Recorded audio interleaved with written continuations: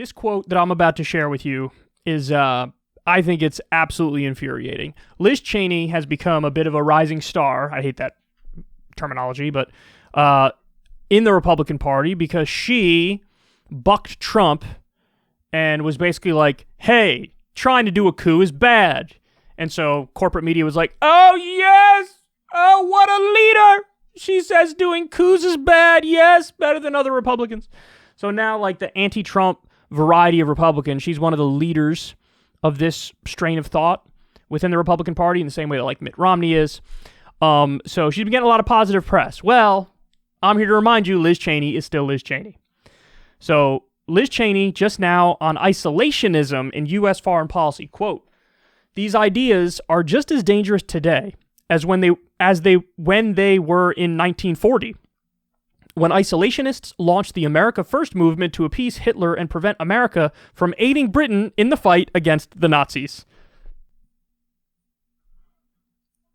That's a stunning quote. She's saying, for all the people out there today advocating we need to get out of Iraq, we need to get out of Afghanistan, what are we still doing there? We have a May timeline of withdrawal for Afghanistan. We should stick to that. For people who bring that up, she's comparing them to Nazi appeasers.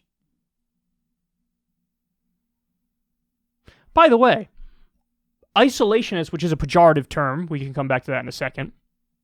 Isolationist or not, the war against Hitler was just, it was defensive in nature. He declared war on us. He declared war on us. So, yes, even people who are non-interventionists, which is how I would classify myself, to do self-defense is not a violation of non-interventionist principles. That's a just war. But listen, keep it real, man. After World War II, how many of these wars that we've been engaged in are absolutely necessary? Next to none of them, if not none of them. Maybe there's a handful you can point to that were like, yeah, I see that one, but almost all of them, if not all of them, are not defensive in nature, and I think you're just a liar if you say they are. Not only is it like a misunderstanding or just a difference of opinion, no, you're a liar if you think that a lot of these wars that we've done are defensive in nature post-World War II. So, listen, I'm a non-interventionist. I would have fought World War II in a second. Fuck, sign me up, man. Dying for a cause that's as just as that. Those people are fucking heroes. They're heroes. But how the fuck do you conflate Afghanistan, Iraq, any of the modern fights that we have going on? Or wars of aggression that we have going on? How do you conflate that with fighting Hitler? Are you kidding me?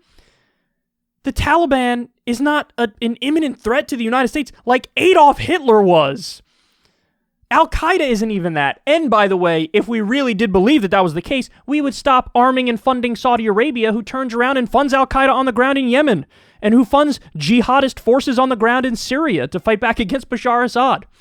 I mean, it was General Petraeus a few years back who floated the idea of arming Al-Qaeda because Al-Qaeda was going to fight ISIS.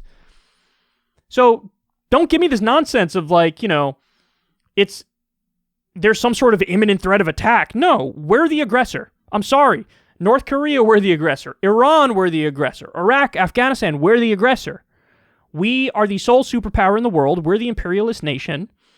We do go around the world bullying different countries to get our way, and we care about the geopolitical chessboard. We want to make sure we keep China and Russia in check.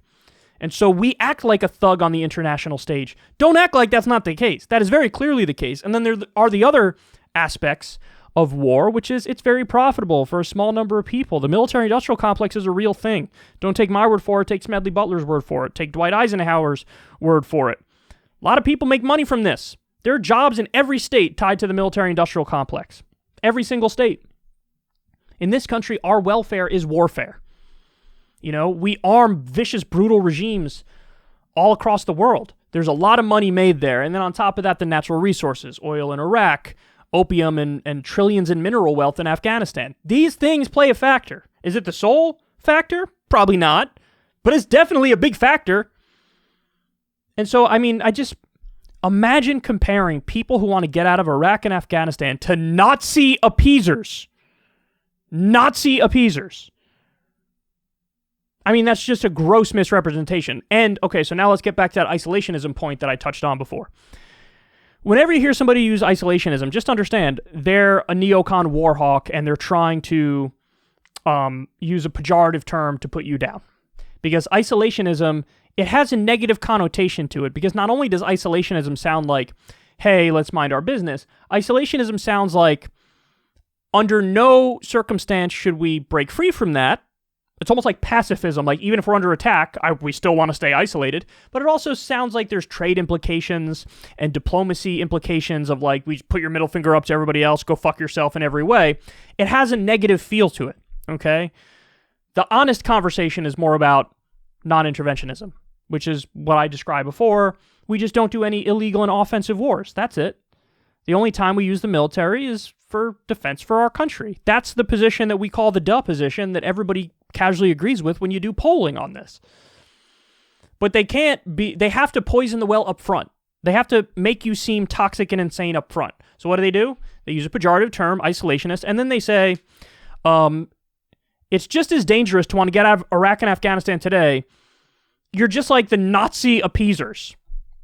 Utter nonsense, man. It's complete nonsense. In fact, the evidence is in the other direction, that we are more likely to have some sort of an attack here because we are over there. Absolutely. And the CIA even admits this. There's a term called blowback that they use. The unintended consequences of an interventionist foreign policy.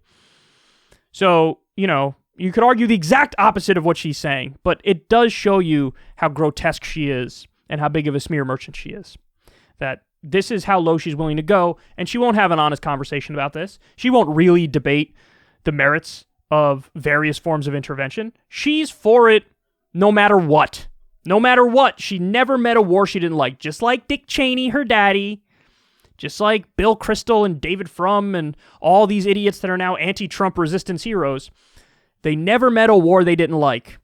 They never met a war they didn't like. So, forgive me if I'm not hopping on board with the media and portraying her as some sort of hero. She's not a hero. She's still wrong on virtually everything. Congrats on getting one very tiny thing right, that coups are bad.